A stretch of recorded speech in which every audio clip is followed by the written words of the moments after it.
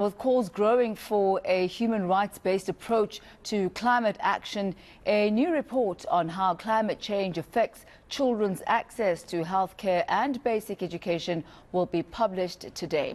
The report by human rights organization Section 27 also explores the role of climate financing and budgeting in redressing climate change impacts. To tell us more about the report, we joined this morning by Motheo Brody, candidate attorney at Section 27. A very good morning to you. Thank you for joining us today on the South African Morning.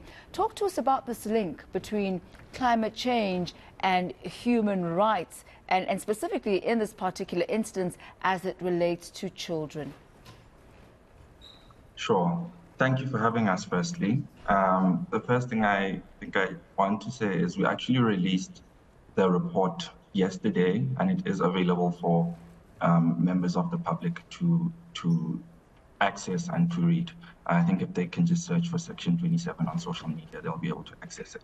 But to speak to your question, you know, the issue of climate change, the conversation has largely been isolated or mainly dominated by environmental rights discussions. And what this report looks to do is really strengthen that link between climate change and its impact on human rights. We're already seeing the impact of climate change on a variety of socioeconomic rights, human rights. I think a example in the South African context was the 2022 floods in KwaZulu-Natal, where we saw how disruptive that was and the sheer amount of damage those floods caused to access to education,